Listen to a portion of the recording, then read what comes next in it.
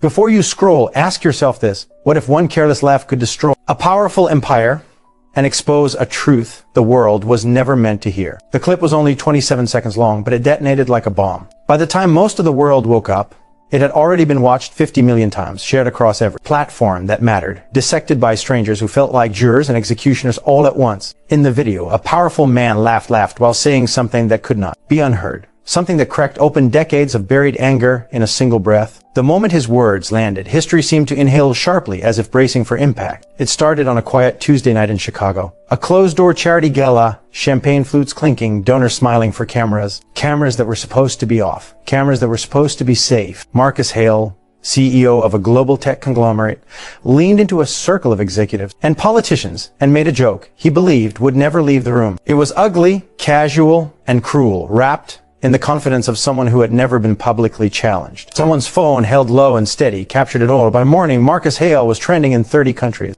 At first, people argued over context. They always did. Commentators slowed the clip down, replayed it, tried to explain tone and intent. Supporters claimed it was sarcasm, dark humor, taken out of context by people looking to be offended. But the words were there, sharp and unmistakable. And the laughter that followed them was worse. The laughter told the truth. It said the room felt safe enough for racism to breathe. Protests ignited before noon. Outside Hale Tech headquarters, crowds formed with handmade signs and hoarse voices. Employees refused to badge in. Stock prices wobbled, then dropped, then kept falling as investors sensed what was coming. Inside the company, emergency meetings stacked on top of emergency meetings, each one more frantic than the last. PR teams drafted statements that were deleted as fast as they were written. No apology sounded right when the wound was this raw.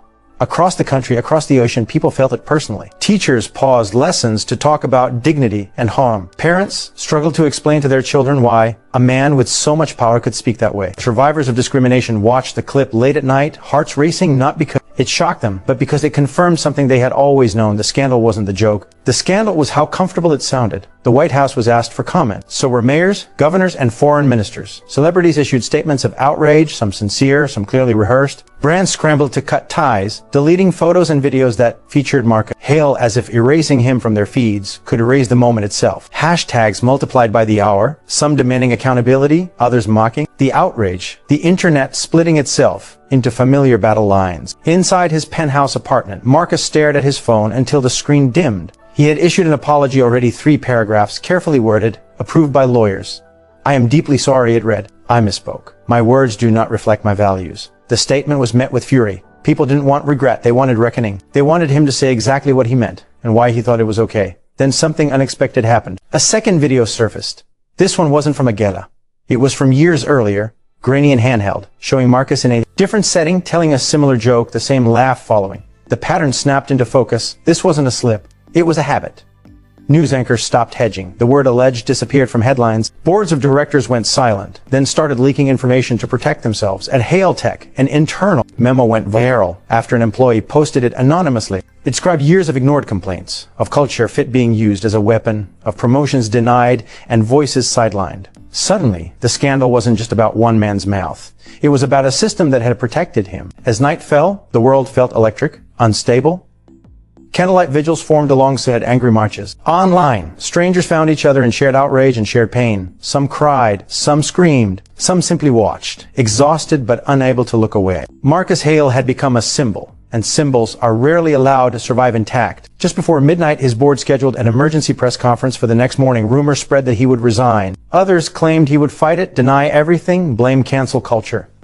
No one slept easily. The scandal had grown larger than any single outcome. It was no longer about whether Marcus Hale would fall. It was about what would rise in his place when the dust finally settled. The press conference began with silence, the kind that feels intentional, heavy, almost theatrical. No walk-up music. No polite introductions. Just the constant mechanical hum of cameras adjusting focus and the low, restless murmur of reporters. Packed shoulder to shoulder, notebooks open, fingers hovering above record buttons. Every seat was filled, every standing spot taken. Outside the building, streets were blocked off as crowds gathered around. Massive screens, some holding signs, others holding their breath, It felt less like a corporate announcement and more like a public reckoning. When Marcus Hale finally stepped to the podium, the shift in the room was immediate. He looked smaller somehow, as if the weight of the past weeks had physically compressed him. His shoulders were tight, his jaw clenched, his usual polished confidence stripped away. This was not the man from glossy magazine covers or keynote stages. This was someone exposed. Millions. Watched live from phones, offices, classrooms, and living rooms. Millions more waited, knowing the clip that would follow would be replayed endlessly, dissected word by word, deciding whether this scandal would end in redemption, resignation, or something far messier. He didn't read from notes. That was the first surprise, and it rippled through the room. No teleprompter, no carefully scripted phrasing. He placed both hands on the podium, took a breath, then another. For a brief, fragile second, the world leaned forward together. "I was wrong," he said. "Not I'm sorry if I offended. Not my words were taken out of context. Just wrong." The word landed heavy, but it wasn't enough, not yet. People had heard apologies before. Some had even believed them once. Marcus continued, his voice uneven, acknowledging the videos, the pattern, the harm. He admitted what many had already concluded. He laughed because he believed he was untouchable. He said power had insulated him from consequences, and that insulation had slowly warped his sense of what was acceptable. He had mistaken silence for agreement, laughter for consent. The room stayed quiet. No gasps, no applause, just cameras clicking, pens moving faster. The apology felt different this time, or less defensive, but real apologies don't erase real damage. When he announced his resignation, there was no cheer, only a strange release, like pressure escaping a sealed room. Some reporters exhaled without realizing they'd been holding their breath. Outside, a few people clapped, others shook their heads. A man stepping down didn't fix a broken system. It barely scratched the surface. The board chair followed, voice measured, promising investigations, reforms, listening tours. The language was careful, corporate, familiar, words that had been used after countless scandals before. Outside, protesters watched on a giant screen. Some cheered at the resignation. Others shouted that it wasn't enough. Some simply stood in silence, arms crossed, unmoved. They had learned not to confuse consequences with justice. In the days that followed, the story didn't fade, it deepened. Former employees came forward, one after another, no longer whispering, no longer anonymous. They brought names, dates, screenshots, emails. Patterns emerged that could no longer be denied.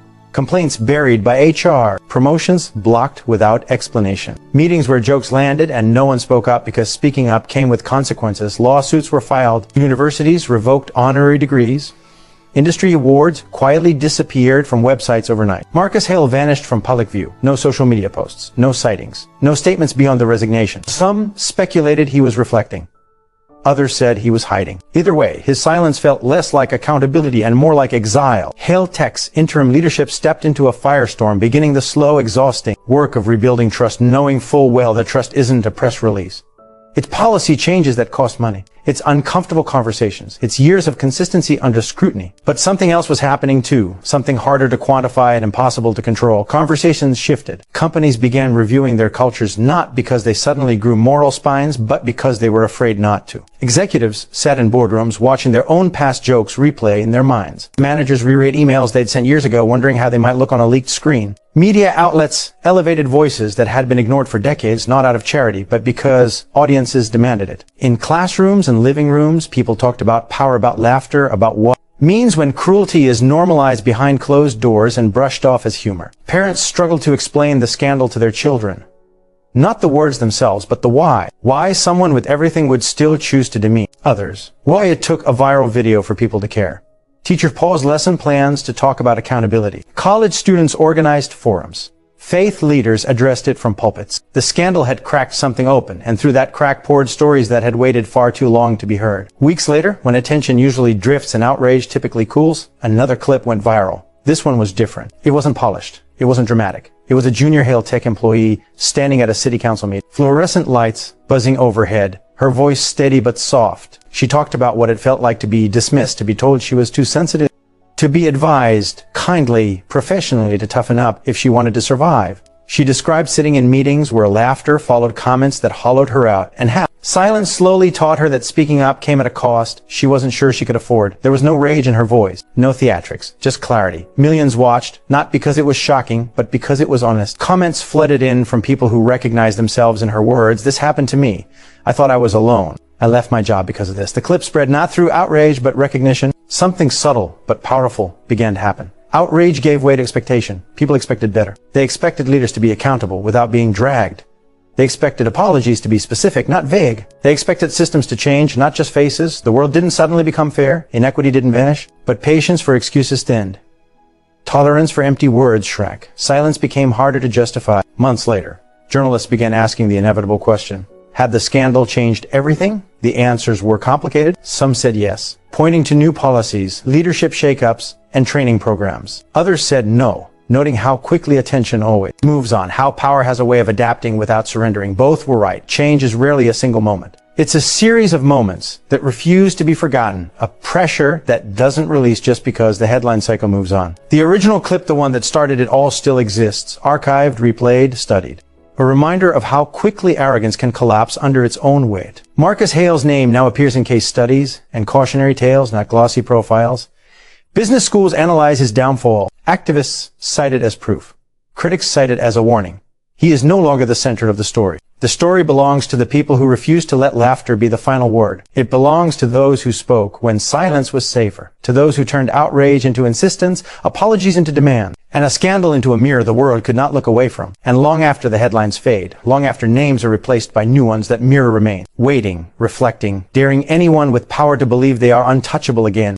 If this story hit you, don't let it end here. Subscribe for more powerful, true-to-life stories that expose injustice, challenge silence, and spark real conversations. Hit like, leave your thoughts in the comments, and share this so it reaches someone who needs to hear it. Because when you subscribe, you're not just watching, you're standing up, staying aware, and refusing to look away.